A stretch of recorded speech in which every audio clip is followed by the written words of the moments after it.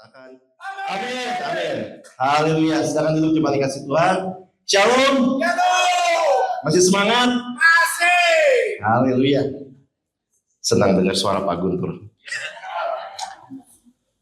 Oke, saudaraku kasih dalam Tuhan, tema khotbah saya pada sore hari ini adalah gereja yang menabur dan menuai.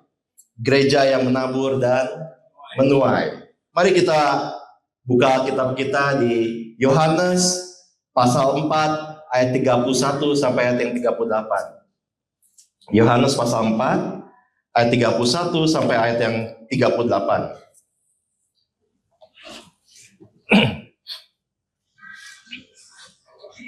Yohanes 4 ayat 31 sampai ayat 38. Yang sudah dapat katakan amin. Yang belum dapat katakan iman. Berbahagialah setiap kita yang percaya namun tidak melihat. Amin. Oke, saya akan bacakan untuk Bapak Ibu sekalian di Yohanes 4 ayat 31 sampai 38. Demikianlah firman Tuhan. Sementara itu murid-muridnya mengajak dia, katanya, "Rabi, makanlah." Akan tetapi ia berkata kepada mereka, "Padaku ada makanan yang tidak kamu kenal." Ayat 33, maka murid-murid itu berkata seorang kepada yang lain, "Adakah orang yang telah membawa sesuatu kepadanya untuk dimakan?" Kata Yesus kepada mereka, "Makananku ialah melakukan kehendak Dia yang mengutus aku dan menyelesaikan pekerjaannya. Bukankah kamu mengatakan 4 bulan lagi tibalah musim menuai? Tetapi aku berkata kepadamu, lihatlah sekelilingmu dan pandanglah ladang-ladang yang sudah menguning dan matang untuk dituai.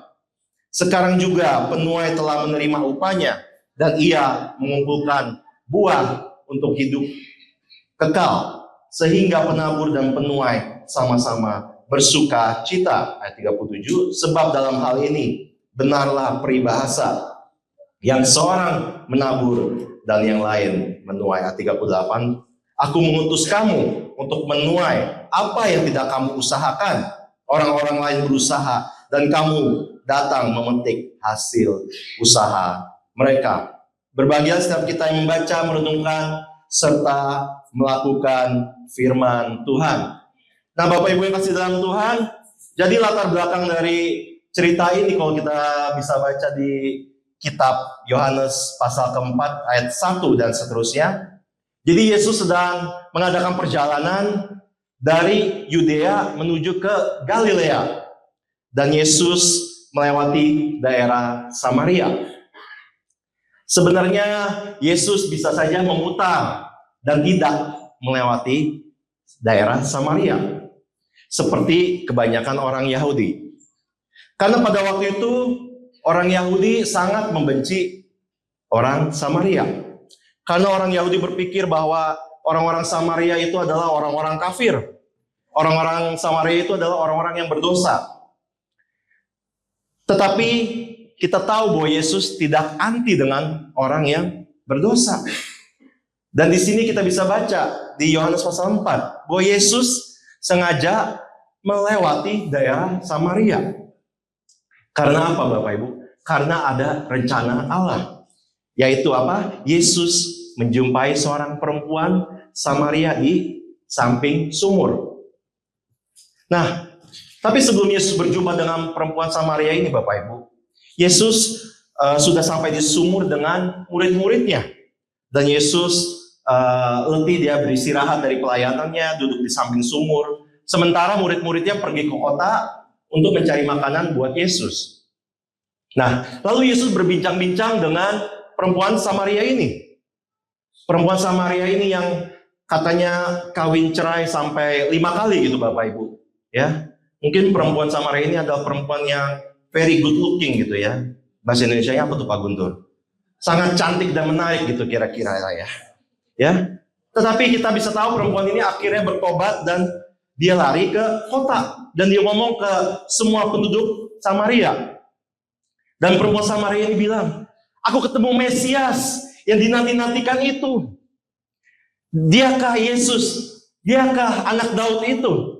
Diakah Kristus anak Daud yang kita nanti-nantikan itu? Jadi perempuan Samaria bercerita, mengabarkan Injil kepada penduduk kota Samaria. Ya, lalu di akhir cerita kita bisa baca Yesus akhirnya pergi dan tinggal bersama dengan orang-orang Samaria. Dan orang-orang Samaria bertobat dan percaya Yesus sebagai juru selamat. Nah, Bapak Ibu yang kasih dalam Tuhan, di tengah-tengah cerita itu, ketika perempuan Samaria itu pergi ke kota untuk memberitakan Injil kepada penduduk kota di Samaria, murid-murid Yesus datang, ya, yang perikop yang kita baca. Dan ketika murid-muridnya datang, membawa makanan dan memberikannya kepada Yesus, dan mereka berkata, "Rabi, makanlah." Akan tetapi Yesus malah berkata kepada mereka, "Padaku ada makanan yang tidak kamu kenal." Nah, ketika Yesus berkata ada makanan yang tidak dikenal gitu, di sini kita bisa melihat, Bapak Ibu, bahwa murid-murid Yesus ternyata tidak memahami perkataan Yesus. Mereka nggak ngerti apa maksud Yesus. Makanya mereka berkata di ayat 33, "Adakah orang yang telah membawa sesuatu kepadanya untuk dimakan?" Murid-muridnya berpikir, mungkin siapa tahu ada yang membawa makanan buat Yesus. Makanan yang murid-muridnya nggak kenal. Atau mungkin Yesus selama menunggu murid-muridnya, Yesus nggak sabar. Jadi Yesus berkeliling dan Yesus menemukan makanan di sana. Nah, ketika saya baca ini, Bapak Ibu, saya jadi berpikir, apakah Yesus ini seperti saya gitu ya? Kalau lagi pergi ke daerah gitu ya, saya suka berkeliling gitu, cari makanan khas daerahnya gitu. Ya, misalnya saya lagi ke Jogja, saya pasti cari gudeg yang paling enak. Ya, kalau ke Semarang saya cari soto yang paling enak. Saya cari lumpia Semarang yang paling enak. Ya, kalau ke Bandung saya cari batagor yang paling enak. Saya cari siomay yang paling enak. Nah, kayak kalau Bapak Ibu lihat saya gemuk-gemuk aja begini ya, kelihatan pasti doyan makan ya, Bapak Ibu. Nah, kembali ke firman Tuhan, kita bisa baca bahwa murid-murid Yesus ternyata salah paham dengan perkataan Yesus, Bapak Ibu. Memang banyak orang yang tidak paham dengan perkataan Yesus. Lalu kalau kita baca di Injil Yohanes, Bapak Ibu, banyak orang yang salah paham dengan perkataan Yesus. Kenapa, Bapak Ibu? Karena Yesus sering berbicara dengan perumpamaan. Seperti contohnya kita bisa baca di Yohanes. Contohnya adalah Nikodemus. Ketika Yesus berbicara kepada Nikodemus, dan Yesus ngomong bahwa kamu harus dilahirkan kembali, kamu harus lahir baru. Lalu apa yang dipikirkan Nikodemus, Bapak Ibu? Nikodemus berpikir, bagaimana bisa aku balik ke rahim ibuku dan lahir kembali? Kemudian juga dengan perempuan Samaria, ketika Yesus berkata, "Aku memiliki air," lalu perempuan Samaria itu juga berkata, "Loh, kamu kan nggak punya timba, bagaimana kamu bisa memiliki air?" Banyak orang salah paham dengan perumpamaan Yesus, termasuk dengan murid-murid Yesus ya. Kita bisa baca bahwa mereka salah paham. Dan saya yakin banyak dari kita juga seringkali salah paham dengan perkataan Yesus. Seringkali kita salah paham dengan ajaran-ajaran Yesus. Banyak orang Kristen yang salah paham sampai sebegitunya gitu ya. Orang Kristen yang pikirannya aneh-aneh gitu, Bapak Ibu. Ada orang Kristen yang saking fanatiknya gitu, Bapak Ibu. Kalau yang percaya kalau roti dan anggur perjamuan kudus bisa membawa kesembuhan. Jadi pakai perjamuan kudus itu buat pasien yang sakit parah, yang sudah nggak sadarkan diri di ICU, dipaksa makan roti dan anggur sampai keselak begitu gitu, Bapak Ibu. Ya, bahkan ada orang Kristen yang saking anehnya gitu. Bahkan anjingnya sakit pun sampai dipaksa makan roti dan anggur perjamuan kudus. Bahkan sampai anjingnya itu cekokin minyak urapan, Bapak Ibu. Bah. Aneh kan? Saya pikir saya sendiri aja udah aneh. Saya sering pikir yang aneh. Ya maksudnya nggak pernah dipikirkan orang lain gitu ya. Makanya saya cocok sama Pak Guntur. Kalau Bapak Ibu lihat kami ini orangnya agak aneh gitu. Bukannya pinter. Agak setengah gila mungkin ya. Tapi ternyata banyak orang Kristen yang jauh lebih aneh daripada saya dan Pak Guntur. Banyak orang Kristen pikirannya ngacok ngawur gitu. Tapi Bapak Ibu, kok kita mau jujur, seringkali kita juga salah paham. Ya. Dalam hal kekristenan contohnya gitu ya. Dalam hal keselamatan gitu Bapak Ibu. Apakah kita paham untuk apa kita diselamatkan Bapak Ibu? Seringkali kita nggak paham mengapa kita diselamatkan. Mengapa kita menerima anugerah itu. Kita cuma fokus diselamatkan dari dosa kita. Kita lupa bahwa ketika Yesus menyelamatkan kita, Tuhan Yesus punya rencana yang indah buat kita. Rencana yang besar buat kita, amin. Tujuan kita diselamatkan adalah supaya kita bisa berbuat baik. Dan melalui teks yang kita baca hari ini, kita akan belajar Bapak Ibu. Bagaimana Tuhan itu sudah menyelamatkan kita. Dan Tuhan akan memakai kita untuk menjadi gereja yang bisa menabur. Untuk menjadi gereja yang bisa menuai jiwa-jiwa. Bagi kemuliaan nama Tuhan. Berikan kemuliaan bagi Tuhan kita. Nah di ayat selanjutnya di Yohanes 4 ayat 34 kita bisa baca. Kata Yesus kepada mereka, makananku ialah melakukan kehendak Dia yang mengutus aku dan menyelesaikan pekerjaannya. Coba bayangkan Bapak Ibu, kira-kira hal terpenting apa dalam hidup kita yang tiap hari harus kita yang harus ada gitu ya? Ya salah satunya adalah makanan. Makanya di dalam saya selalu ajarkan ke anak-anak saya doa Bapa kami ya. Ya kita bisa baca di doa Bapa kami. Ada permintaan, ada 3 permintaan ya kepada Allah. Yaitu apa? Dikuduskanlah namamu, datanglah kerajaanmu, dan jadilah kehendakmu. Dan buat kita juga ada 3 permintaan Bapak Ibu. Yang pertama apa? Berilah makanan. Yang kedua, ampunilah. Yang ketiga apa? Lepaskanlah. Karena tiap hari kita butuh 3 hal ini Bapak Ibu. Tiap hari kita butuh makanan untuk hidup. Tiap hari kita butuh pengampunan, karena tiap hari kita pasti berbuat kesalahan Bapak Ibu.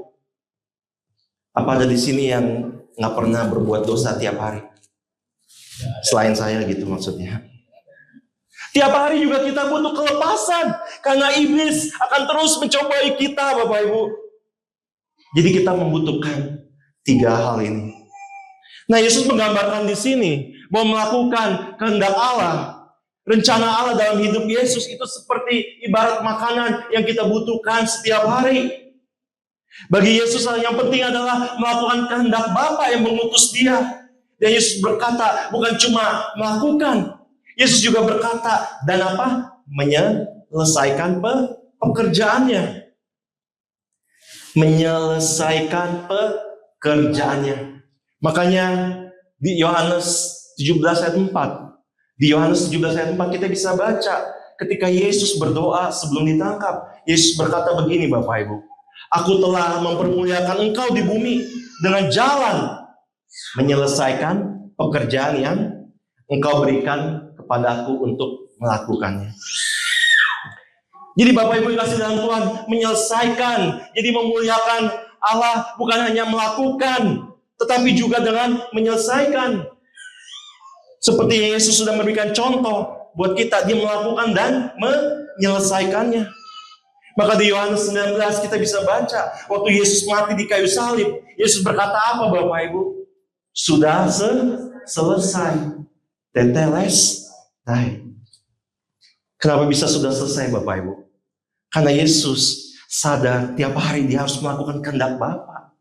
Dan bukan hanya melakukannya, Dia juga harus menyelesaikannya. Tujuan Yesus hidup adalah memuliakan Bapa di surga dengan cara melakukan pekerjaannya, dengan cara menyelesaikan. Sehingga di akhir hidupnya, di kayu salib Yesus bisa berkata, sudah selesai. It is finished dalam bahasa Inggrisnya. Bapak Ibu sekalian, coba kita renungan sebentar. Seandainya hari ini adalah hari terakhir kita gitu Bapak Ibu. Saya nggak mau nakutin siapapun ya. Saya bilang seandainya, jikalau apabila hari ini adalah hari terakhir kita gitu Bapak Ibu. Kan kalau Yesus bilang sudah selesai. Kalau kita kira-kira bilangnya apa gitu Bapak? Kira-kira kita kalau hari ini hari terakhir kita? Hampir selesai. Betul Pak Guntur. Ya, pasti banyak dari kita yang bilang belum selesai.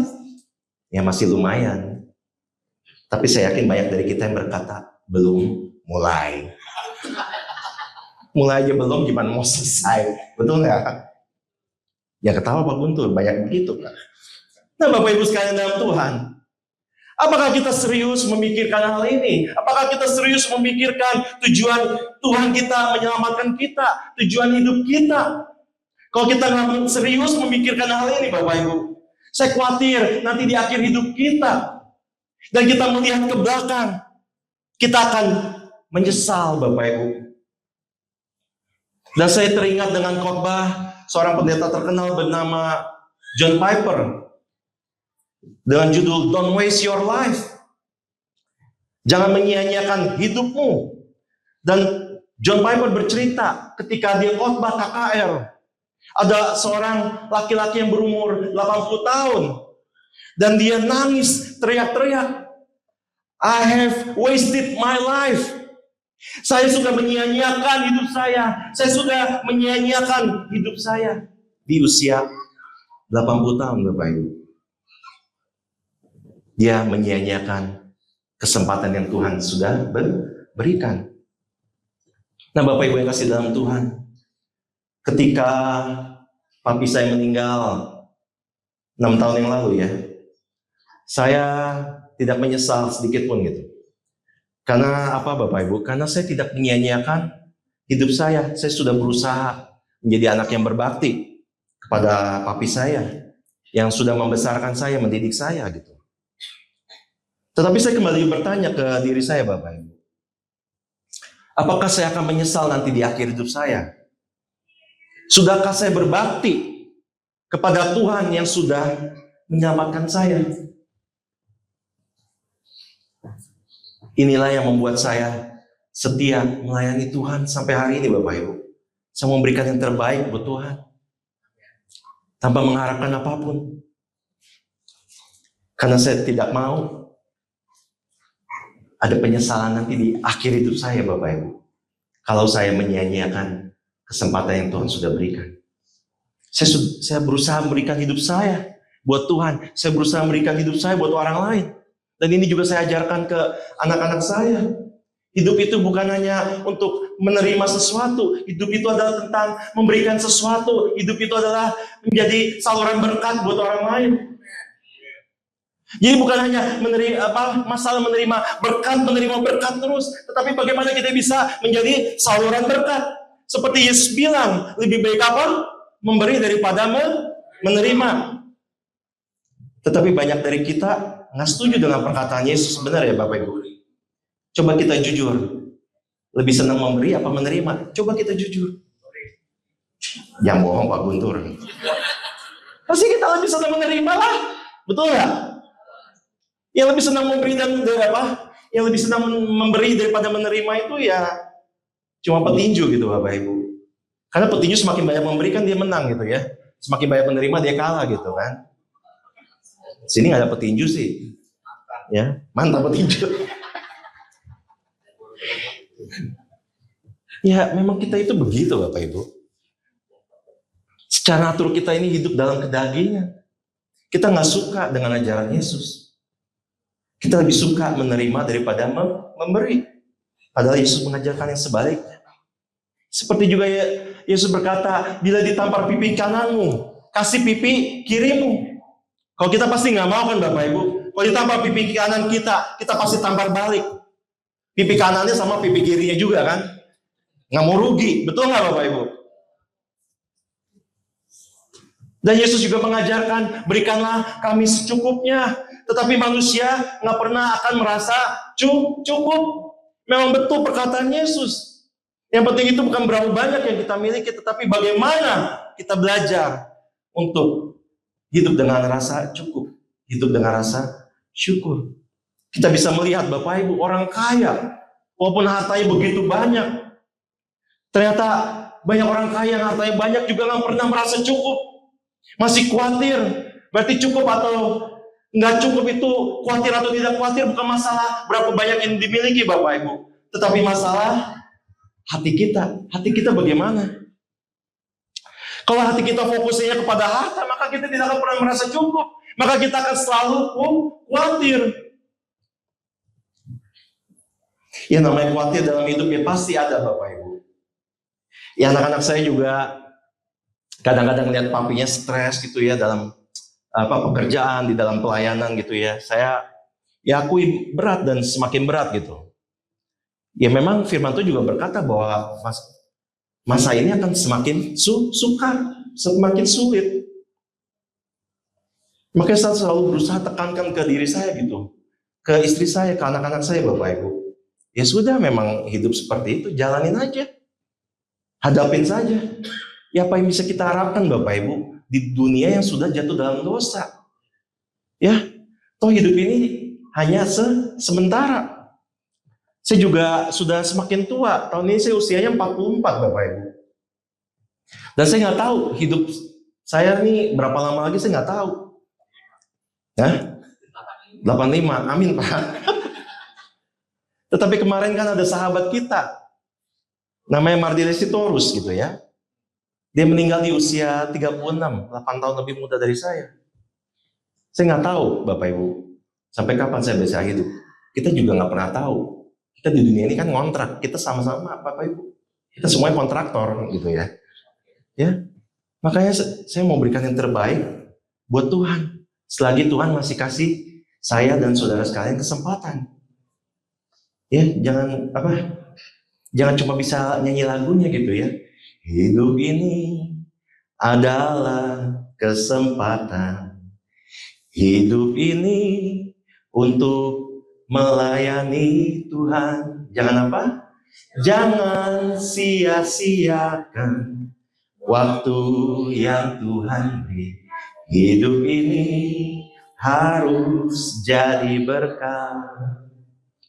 Oh Tuhan, pakailah hidupku selagi aku masih kuat. Bila apa? Bila saatnya nanti ku tak berdaya lagi, hidup ini sudah jadi berkah. Bapak Ibu sekalian, kita harus paham bahwa hidup kita ini bukan untuk diri kita sendiri Bapak Ibu. Hidup kita adalah untuk Tuhan. Hidup kita milik Tuhan. Selama Tuhan masih kasih kita kesempatan Bapak Ibu, kita pergunakan sebaik-baiknya Bapak Ibu. Inilah yang perlu kita pikirkan. Selagi kita masih kuat, selagi kita masih hidup, kita sudah melakukan apa saja. Bukan mikirnya nanti ketika kita nggak berdaya, ketika nanti sudah tua, udah nggak berdaya, nggak bisa apa-apa gitu. Kita nggak perlu mikirin nanti tua kita nggak bisa apa-apa, kita nggak berdaya Bapak Ibu. Kalau kita sudah memberikan yang terbaik buat Tuhan, selagi kita masih kuat, sudah melakukan banyak hal buat Tuhan, maka ketika kita tidak berdaya di masa tua kita tidak akan pernah menyesal. Kita bisa bersyukur, kita bisa melihat ke belakang, dan kita bisa berkata, terima kasih Tuhan, Kau sudah memakai hidupku untuk menjadi alatmu selagi aku masih kuat. Terima kasih Tuhan sudah melibatkan aku. Tuhan sudah memakai aku untuk menjadi saluran berkat bagi orang lain. Jadi di masa tua kita bisa bersyukur, kita bisa berterima kasih. Kita tidak menyesal sedikit pun Bapak Ibu. Karena apa? Kita sudah jadi berkat. Tetapi kalau kita masih kuat, ketika kita masih muda, Tuhan kasih kesempatan dan kita menyia-nyiakan kesempatan yang Tuhan kasih Bapak Ibu. Kita tidak melakukan apa-apa buat Tuhan. Maka percayalah di masa tua kita pasti akan menyesal. Karena kita tidak memberikan hidup kita buat Tuhan Bapak Ibu. Tapi kalau kita berikan hidup kita buat Tuhan, kita izinkan Tuhan memakai hidup kita, maka di masa tua kita akan bersyukur Bapak Ibu. Di masa tua kita akan berterima kasih kepada Tuhan. Kita bisa beristirahat ketika kita tidak berdaya, kita tidak menyesali sedikit pun. Ya tapi di sini belum ada yang tua sih ya. Masih muda semua saya lihat ya. Ya, saya juga udah makin tua Bapak Ibu. Ya, makanya saya juga persiapkan anak-anak saya gitu ya. Dan juga para pelayan-pelayan Tuhan yang masih muda di sini ya. Untuk jadi penerus gitu. Untuk menggantikan saya gitu, suatu saat menggantikan Pak Jimmy. Ya, kita kan nggak hidup selamanya di dunia kan. Harus kaderisasi, harus regenerasi. Ya, saya bukan tipe orang yang gila jabatan gitu Bapak Ibu. Yang sampai tua nanti masih mempertahankan jabatan gitu ya. Ya, saya berikan kesempatan kepada yang lebih muda. Ya, karena saya tidak mau menyesal di masa tua saya nanti. Ya. Nah, kembali lagi ke firman Tuhan tadi Bapak Ibu. Selanjutnya di Yohanes 4 ayat 35 dikatakan, bukankah kamu mengatakan 4 bulan lagi tibalah musim menuai, tetapi aku berkata kepadamu, lihatlah sekelilingmu dan pandanglah ladang-ladang yang sudah menguning dan matang untuk dituai. Nah, jadi ketika Yesus sedang berbincang-bincang dengan murid-muridnya, dikatakan di situ ada ladang yang sudah menguning. Tetapi kalau di dalam bahasa Yunaninya dan di dalam bahasa Inggris saya baca Bapak Ibu, sebetulnya bukan menguning tetapi memutih. Karena di dalam bahasa Indonesia dikatakan menguning. Karena kalau orang Yahudi itu panennya gandum gitu Bapak Ibu. Jadi kalau sudah siap dituai itu warnanya jadi putih. Tapi kalau kita kan panennya padi. Kalau sudah siap dituai jadi warnanya menguning, ya. Nah, jadi kalau gandum itu memutih, kalau padi menguning, maka ditulis menguning supaya kita lebih memahami ya. Kalau di dalam bahasa Indonesia dibilangnya ladang sudah menguning. Ya habis kalau dibilang ladang sudah memutih nanti orang jadi bingung. Ini ladang apa kepala orang gitu ya? Kok memutih gitu ya? Yang kita tahu kan kepala orang yang memutih kan? Ya banyak ubannya gitu. Saya juga mulai banyak uban memutih nih. Ya. Sekarang lupakan masalah rambut, kembali ke firman Tuhan ya. Nah makanya diterjemahkan tadi ladang sudah menguning, sudah matang, sudah siap dituai. Dan yang di sini Yesus maksudkan adalah dengan perumpamaan yang dikatakan ladang sudah menguning itu sudah matang, sudah siap dituai. Yang Yesus maksudkan adalah jiwa-jiwa Bapak Ibu. Dan Yesus ingin menekankan di sini bahwa penuaian jiwa, penginjilan itu harus dilakukan saat ini juga. Kenapa harus dilakukan saat ini juga? Sekarang juga Bapak Ibu. Karena apa? Karena kita tahu bahwa iblis pun juga berkeliling mencari jiwa. Di 1 Petrus 5 ayat 8, saya sering katakan ini. Sadarlah dan berjaga-jagalah, lawanmu si iblis apa? Berjalan berkeliling sama seperti singa yang mengaum-ngaum dan mencari orang yang dapat ditelannya. Makanya Yesus menekankan penginjilan harus dilakukan saat ini juga, sekarang juga, tidak bisa ditunda Bapak Ibu. Nah yang terakhir Bapak Ibu, di Yohanes 4 ayat 36 sampai ayat 38. Yohanes 4 ayat 36 dikatakan, sekarang juga penuai telah menerima upahnya dan ia mengumpulkan buah untuk hidup kekal, sehingga penabur dan penuai sama-sama bersuka cita. Ayat 37. Sebab dalam hal ini benarlah peribahasa, yang seorang menabur dan yang lain menuai. Aku mengutus kamu untuk menuai apa yang tidak kamu usahakan. Orang-orang lain berusaha dan kamu datang memetik hasil usaha mereka. Jadi Yesus berkata begini Bapak Ibu, orang-orang lain sudah mengupayakan, kamu tinggal menuai saja. Nah sekarang ini kita tinggal menuai hasilnya. Ya, ada yang menabur dan ada yang menuai. Maka kita nggak perlu menyombongkan diri gitu Bapak Ibu. Ketika kita memberitakan Injil dan orang tersebut mungkin bertobat gitu, ya kita nggak perlu menyombongkan diri. Ya ada seorang pendeta yang begitu sombongnya, dia bilang ketika dia memberitakan Injil, ketika dia berkhotbah, maka orang-orang bertobat dan terima Yesus sebagai juru selamat. Sombong amat ya. Ya, amin. Padahal saya beberapa kali bilang di khotbah saya Bapak Ibu, ya Yesus yang berkhotbah saja banyak orang yang nggak bertobat kok, bener nggak? Ya apalagi seorang pendeta, maksudnya seorang pendeta bernama Charles gitu, ya. Tetapi bisa kita lihat banyak orang yang sombong, merasa itu hasil usahanya sendiri. Ketika beritakan Injil lalu orang-orang bertobat, seolah-olah itu hasil usahanya dia. Padahal apa Bapak Ibu? Tuhan, dikatakan Tuhan itulah yang mengatur semuanya. Dikatakan apa? Firman Tuhan berkata, Tuhanlah yang mempunyai tuaian itu.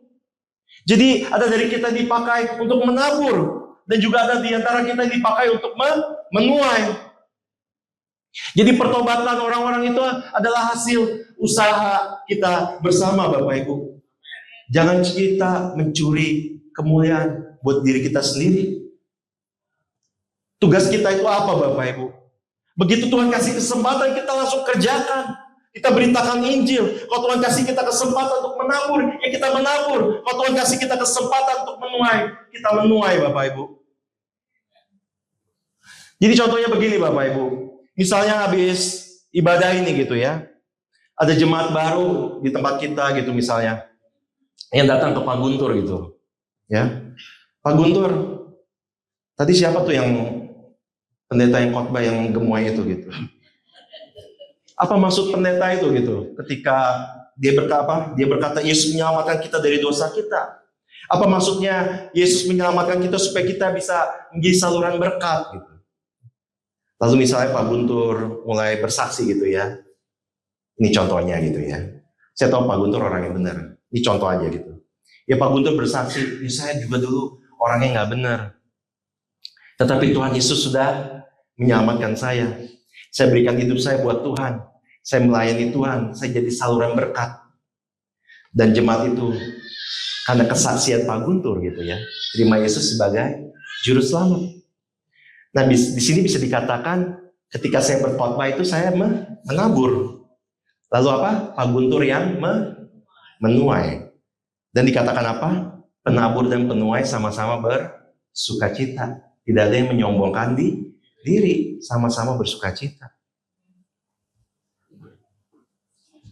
Demikian juga sebaliknya bisa terjadi. Misalnya Pak Guntur menabur firman Tuhan di Komsel atau di rumah jemaat yang baru. Ya. Lalu jemaat baru tersebut datang ke gereja, ke tempat ini, dan mendengarkan khotbah saya, dan dia bertobat dan terima Yesus. Nah itu artinya Pak Guntur yang menabur, dan saya yang menuai. Dan firman Tuhan berkata apa? Penabur dan penuai sama-sama bersukacita. Nah perlu kita membanggakan diri Bapak Ibu. Apa sih yang bisa kita sombongin? Betul Pak Guntur, tidak ada. Saya pernah menabur juga Injil kepada teman saya Bapak Ibu. Dan baru beberapa tahun kemudian dia bertobat. Ada orang yang menuai teman saya tersebut. Ya. Jadi saya menabur, mungkin ada orang lain yang menuai beberapa tahun kemudian. Nggak gampang Bapak Ibu menginjil ini. Ya, nggak gampang, butuh keberanian. Butuh kemampuan juga. Ya, karena seringkali ketika saya menginjili gitu ya, banyak yang bilang gitu, saya nggak suka sama orang Kristen, apalagi pendeta semuanya mata duitan gitu. Pernah sih digituin Bapak Ibu, bener. Tetapi saya bilang, nggak semua orang Kristen nggak bener gitu, saya bilang. Nggak semua pendeta itu mata duitan gitu, ya. Buktinya saya nggak mata duitan, saya pendeta tapi nggak mata duitan.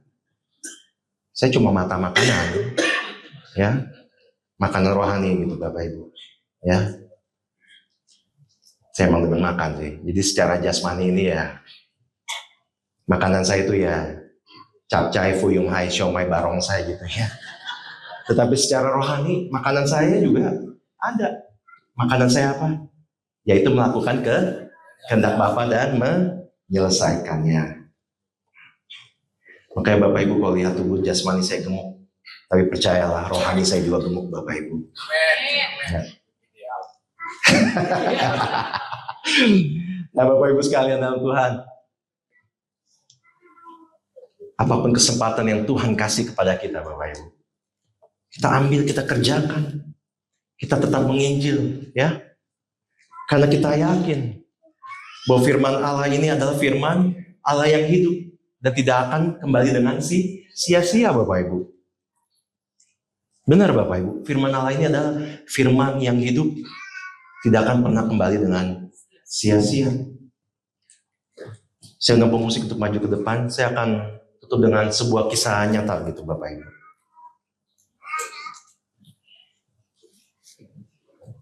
Ada sebuah kisah nyata tentang seorang anak kecil ya di Italia. Dia rajin ikut sekolah minggu gitu ya, dan dia juga rajin melayani di gereja, ya, jadi pelayan gereja. Tetapi singkat cerita, beberapa puluh tahun kemudian, anak ini terlibat pergaulan yang buruk, sehingga dia menjadi penjahat, dia menjadi mafia, dia merampok bank, dia melakukan banyak kejahatan, ya, bahkan dia sampai membunuh orang gitu, Bapak Ibu. Nah, pada suatu saat orang ini dia merampok bank gitu ya, dia menodongkan pistol kepada petugas bank yang punya kunci brankas, dan diancam akan membunuh orang bank tersebut kalau tidak diberikan kuncinya dan dibuka brankasnya. Orang bank tersebut sangat ketakutan dan memberikan uang yang di dalam brankas kepada orang tersebut. Nah, setelah merampok bank, Bapak Ibu, dia pergi ke stasiun kereta, dan ketika kereta datang, dia naik kereta dan dia berdiri di samping pintu kereta. Dan ketika pintu kereta itu akan ditutup, Bapak Ibu, biasa ya, terdengar suara, hati-hati, pintu akan ditutup. Nah, ketika kereta sudah mulai berjalan gitu, Bapak Ibu, dia mulai berpikir, di mana ya saya pernah mendengar kata-kata ini sebelumnya? Pintu ditutup. Di mana saya pernah mendengar kata-kata ini? Dan dicoba menelusuri beberapa tahun sebelumnya. Dicoba ingat-ingat lagi gitu. Di mana dia pernah mendengar kata-kata ini? Pintu ditutup. Tiba-tiba dia teringat, Bapak Ibu. Dia pernah diajar oleh guru sekolah minggunya, yaitu perumpamaan tentang 5 gadis bijaksana dan 5 gadis bodoh di Matius pasal 25. Ya, kita tahu ya, ketika akhirnya mempelai datang dan pintu sudah ditutup, Bapak Ibu, 5 gadis yang bodoh datang dan mengetuk-ngetuk pintu, memohon Tuhan untuk membuka pintu. Tetapi Tuhan berkata apa? Pintu sudah ditutup, tidak bisa dibuka lagi. Dan Tuhan berkata apa? Aku tidak mengenal engkau. Berjaga-jagalah sebab kamu tidak tahu kapan waktunya. Ketika orang ini ingat akan perumpamaan tersebut tentang 5 gadis bijaksana dan 5 gadis yang bodoh, dan dia teringat dengan kata-kata itu, pintu sudah ditutup. Pintu ditutup. Tiba-tiba orang ini menjadi sangat ketakutan, Bapak Ibu. Dan dia berpikir, saat ini hanya pintu kereta yang tertutup.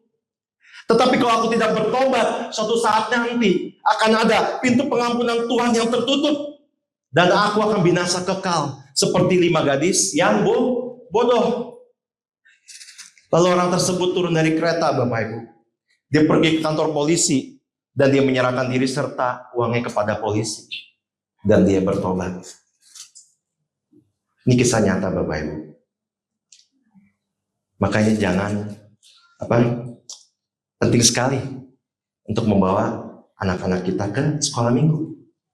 Percayalah, firman Tuhan ditabur itu tidak akan kembali dengan sia-sia. Demikian juga dengan kita, Bapak Ibu. Ketika kita menginjil, ketika kita menabur, ya mungkin belum langsung bertobat gitu ya. Tapi tetaplah kita menginjil, tetaplah kita menabur ke keluarga kita, ke teman kerja kita, ke kerabat dekat kita, atau ke pasangan kita. Dan walaupun tidak terjadi apapun, tidak terjadi pertobatan, tapi tenang saja, suatu saat mungkin 10 tahun, 20 tahun, 30 tahun, 40, 50 tahun kemudian, firman yang kita tabur itu, firman yang hidup itu. Dan mungkin ada orang lain yang akan menuai jiwa tersebut, menuai ladang yang sudah menguning itu, Bapak Ibu. Selasa kemarin saya khotbah di penjara ya, di penjara Salemba. Sama Pak Ringo, sama Pak Hanung dan kawan-kawan. Ya, orang penjara tahu ya Bapak Ibu, badannya gede-gede gitu ya, bertato semua. Dan saya yang khotbah lagi. Jujur saya takut ya ketika saya khotbah gitu ya. Saya takut dilempar sendal gitu Bapak Ibu. Tapi puji Tuhan ternyata saya nggak dilempar sendal Bapak Ibu. Tetapi orang penjara itu malah mereka sangat fokus dengerin khotbah saya Bapak Ibu. Bahkan saya lihat ada di antara orang-orang penjara itu yang dengerin khotbah saya yang sampai menangis Bapak Ibu. Dan saya jadi terharu juga gitu ya. Betapa banyak orang-orang yang perlu mendengarkan kebenaran.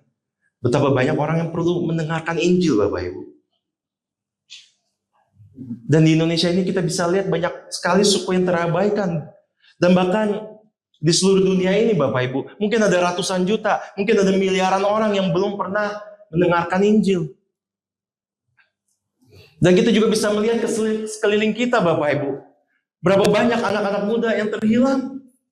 Karena dari kecil tidak pernah belajar Injil yang benar. Sehingga anak-anak ini pada waktu remaja, ketika mereka jadi pemuda, mereka terlibat pergaulan yang buruk. Mereka menjadi orang-orang yang terhilang Bapak Ibu. Tetapi sayang kita sebagai orang-orang Kristen, kita tidak pernah terusik dengan hal ini. Kita tidak pernah memikirkan hal ini Bapak Ibu. Seringkali kita malah sibuk bertengkar di gereja, konflik di gereja, ribut terus sampai lupa untuk keluar memberitakan Injil. Bapak Ibu sekalian dalam Tuhan, masalah kita di gereja ini, atau di gereja manapun juga, kita lagi ada krisis. Krisis apa Bapak Ibu? Krisis kasih. Nggak ada kasih. Banyak orang-orang Kristen hanya memikirkan apa? Dirinya sendiri. Banyak dari kita yang nggak punya kasih, nggak punya hati yang berbelas kasihan seperti Yesus Bapak Ibu. Seperti dikatakan di Matius 9 ayat 35-38. Matius 9 ayat 35-38. Dikatakan demikianlah Yesus berkeliling ke semua kota dan desa. Ia mengajar dalam rumah-rumah ibadat dan memberitakan Injil kerajaan surga serta melenyapkan segala penyakit dan kelemahan. Melihat orang banyak itu, perhatikan ini. Tergeraklah hati Yesus oleh belas kasihan kepada mereka. Karena mereka lelah dan terlantar seperti domba yang tidak bergembala. Maka katanya kepada murid-muridnya, tuaian memang banyak, tetapi apa? Pekerja sedikit. Karena itu mintalah kepada Tuhan yang mempunyai tuaian, supaya ia mengirimkan pekerja-pekerja untuk tuaian itu. Ingat Bapak Ibu, Tuhan menyelamatkan kita. Supaya kita bisa hidup buat Tuhan. Supaya hidup kita bisa dipakai Tuhan untuk menabur, memberitakan Injil, untuk menuai jiwa-jiwa buat Tuhan. Kita harus punya hati seperti Yesus. Kita harus punya hati yang penuh dengan belas kasihan.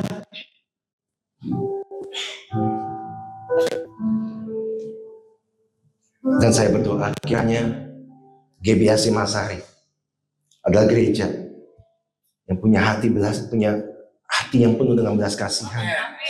Gereja yang menabur, gereja yang menuai jiwa-jiwa. Amin. Mari kita naikkan.